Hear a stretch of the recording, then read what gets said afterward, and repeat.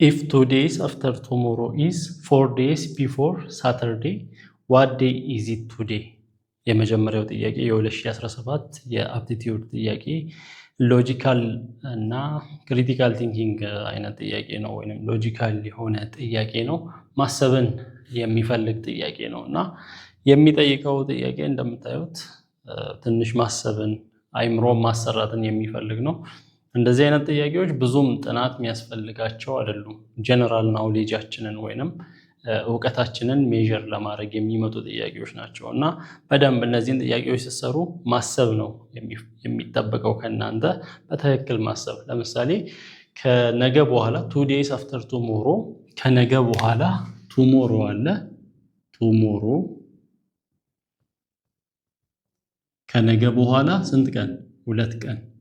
2 days after tomorrow የሚባለው ቀን ከምን ጋር ተመሳሳይ ነው አለ? 4 days before Saturday ከሳተርዴ 4 ቀን በፊት ሳተርዴ የሚባል ቀን አለ። ሳተርዴ ከሳተርዴ 1 2 3 4 ቀን በፊት ከሳተርዴ 1 ቀን በፊት ያለው ፍራይዴ ነው።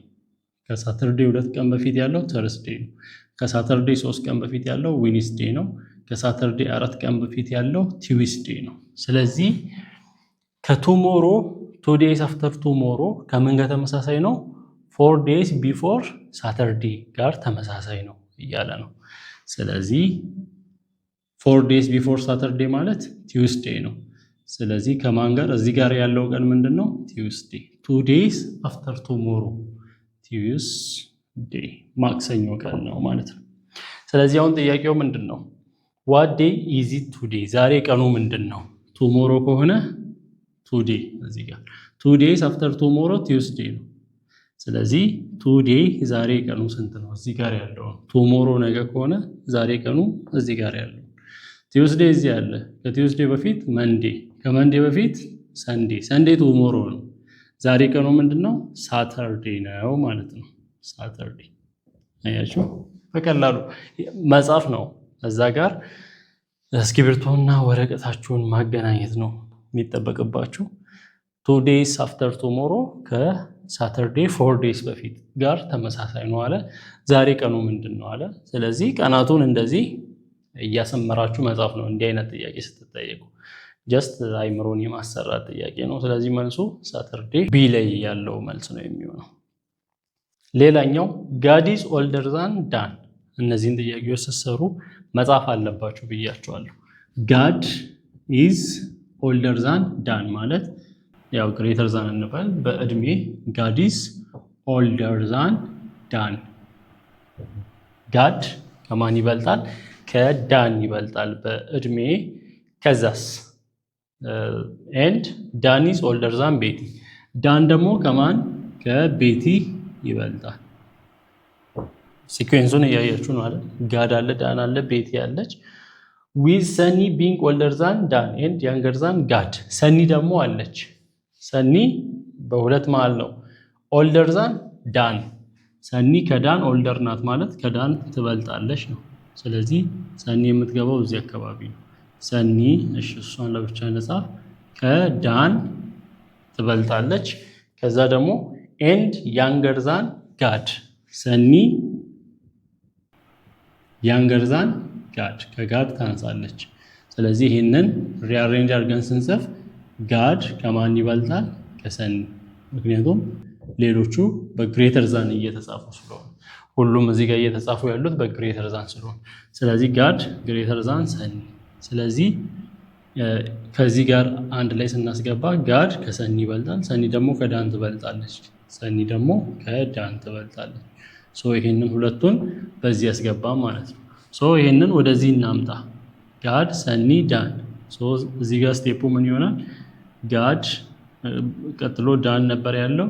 እዚህ ሰኒ በጋድ እና በዳን መሃል ትገባለች። ስለዚህ ጋድ ሰኒ ዳን። ስቴፑ እንደዚህ ነው ማለት ነው። ጋድ ሰኒ ዳን ቤቲ አሉ። ስለዚህ ጥያቄው ምንድነው የሚለው? who is the youngest? ከሁሉም ትንሹ ማን ነው? ማናት? ቤቲ ነው። አንደኛ፣ ሁለተኛ፣ ሶስተኛ፣ አራተኛ ቤቲ። በቀላሉ ሰራ ማለት ነው።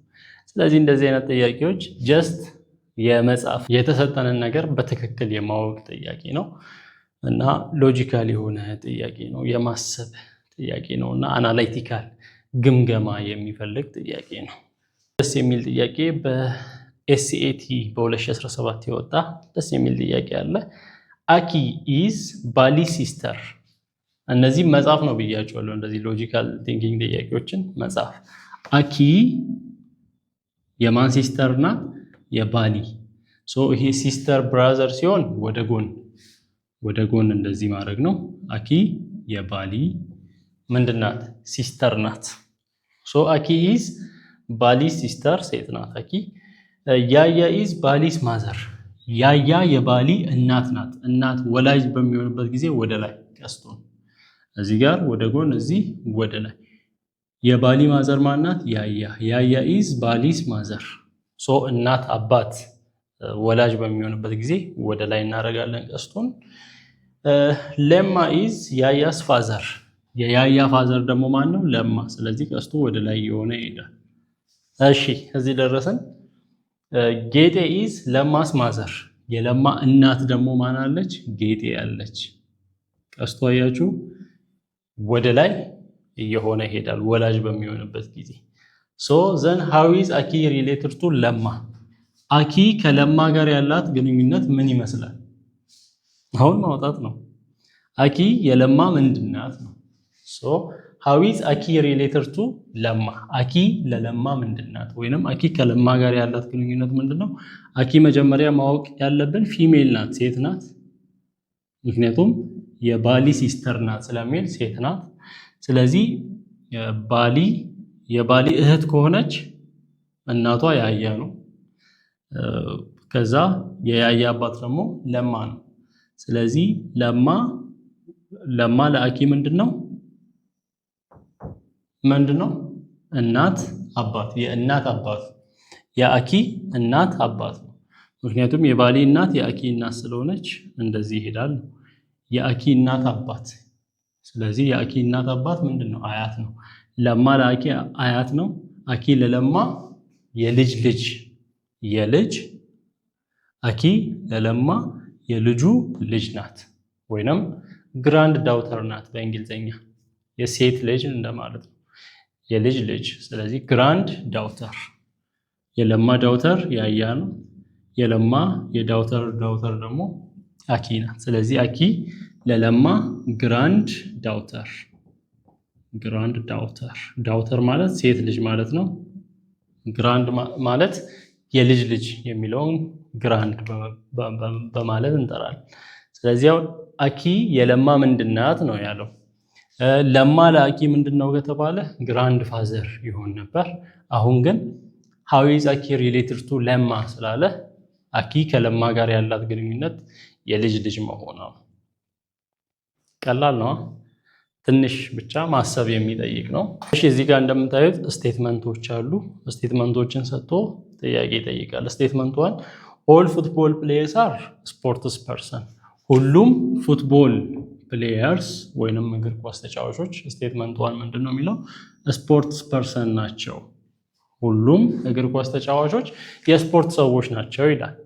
እሺ ቀጥሎስ? ኦል ስፖርትስ ፐርሰን አር ፊት። ሁሉም ስፖርትስ ፐርሰን ደግሞ ምንድናቸው? ፊት ናቸው። ፊት ማለት ፊዚካሊ አሪፍ ተክለ ሰውነት ያላቸው ነው። ስለዚህ የስፖርት ሰዎች ሁሉም ፊት ናቸው ይላል። ከዛስ ኮንክሉዥኑ ምንድነው የሚለው? ሰም ፉትቦል ፕሌየርስ አር ኖት ፊት። ስለዚህ ኮንክሉዥን አሁን እዚህ ጋር ባለው ተነስተን እኛ ኮንክሉድ አድርጉ ብንባል ሁሉም ሎጂካል ኮኔክቲቭ 11ኛ ዩኒት 4 ላይ ያለ ሎጂክ የሚል ማስ አለ እና ሁሉም እግር ኳስ ተጫዋቾች የስፖርት ሰዎች ከሆኑ ሁሉም የስፖርት ሰዎች ደግሞ ፊት ጥሩ ተክለ ሰውነት ካላቸው ምን ይሆናል? ሁሉም እግር ኳስ ተጫዋቾች ፊት ናቸው የሚለው ላይ ነው ድምዳሜ ላይ የምንደርሰው። ስለዚህ ይሄ ወደዚህ ይሄ ከዚህ ጋር ያ ማለት ኢፍ ኤ ኢኳል ቱ ቢ ኢኳል ቱ ሲ ከሆነ ኤ ኢኳል ቱ ሲ እንደማለት ነው። ይሄ ከዚህ ጋር ተመሳሳይ ከሆነ ይሄ ከዚህ ጋር ተመሳሳይ ከሆነ ይሄ ከዚህ ጋር። ስለዚህ ትክክለኛው ኮንክሉዥን የሚሆነው ሁሉም ፉትቦል ፐርሰንስ ስፖርትማን ከሆኑ ስፖርትማኖች ደግሞ ፊት ፐርሰኖች ደግሞ ፊት ከሆኑ ሁሉም ፉትቦል ፕሌየርስ ፊት ናቸው የሚለው ነው የሚያስኬደው። እዚህ ጋር ግን እያለ ያለው ሰም ፉትቦል ፕሌየርስ አር ኖት ፊት፣ አንዳንድ እግር ኳስ ተጫዋቾች ፊት አይደሉም የሚል ነው። ከዚህ ተነስተ እንዲህ አይነት ኮንክሉዥን ላይ እንደርስም። ስለዚህ ይሄ ኮንክሉዥን ምን ያሳያል? ኢንኮሬክት ነው፣ cannot be determined, reasonably correct, appropriate። ኢንኮሬክት ነው እንዴ? ሁሉም ፉትቦል ፕሌየርስ ስፖርትስ ፐርሰን ከሆኑ ሁሉም ስፖርት ፐርሰን ደግሞ ፊት ከሆኑ ሁሉም ፉትቦል ፕሌየርስ ፊት ናቸው ማለት ነው። ከዚህ ውስጥ ፊት ሳይሆን የሚቀር ፉትቦል ፕሌየር አይኖርም። ለምን? ሁሉም ስፖርት ፐርሰን ነው። ሁሉም ስፖርት ፐርሰን ደግሞ ፊት ነው።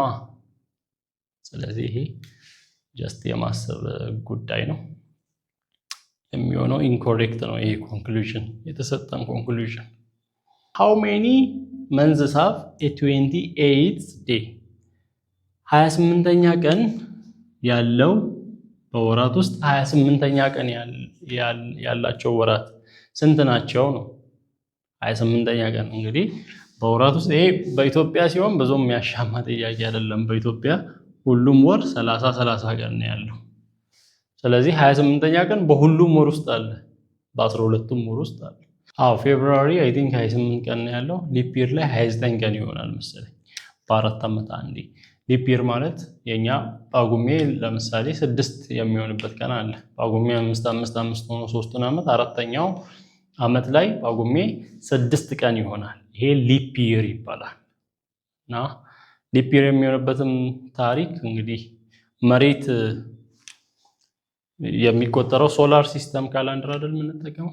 መሬት ፀሐይን ዞራ ለመጨረስ 365 ቀን ብቻ ሳይሆን 365 ቀን ከ6 ሰዓት ከ25 ደቂቃ ምናምን መሬት ፀሐይን ዞራ ለመጨረስ ያኔ አንድ ዓመት ሆነ ይባላል። 365 ቀን ፐርፌክት ሳይሆን 365 ቀን ከ6 ሰዓት ከ25 ደቂቃ እንደዛ አይነት መሰለኝ። ደቂቃውን እርግጠኛ አይደለሁ። ስለዚህ ምን ይሆናል አሁን 6 ቀን እንጨምር፣ በየቀኑ 365 ቀን ላይ ነው አንድ ዓመት የሚባለው። አይ 6 ሰዓቷን መጨመር አለብን ከተባለ 365 ቀን አልቆ 6 ሰዓት ላይ አዲስ ዓመት ልናከብር ነው። ከዛ ሁለተኛው ዓመት ላይ ደግሞ 12 ሰዓት ላይ ልናከብር ነው። እንደዛ ከሚሆን 365 ይሆንና ይሄንን ሁለተኛው ዓመትም 365 ከ6 ሰዓት፣ ሶስተኛው ዓመትም 365 ከ6 ሰዓት፣ አራተኛ ዓመት 365 ከ6 ሰዓት። ሰዓቶቹን ደምሩ። የአራቱ ዓመት ስንት ሰዓት ይሞላል? 24 ሰዓት ይሞላል።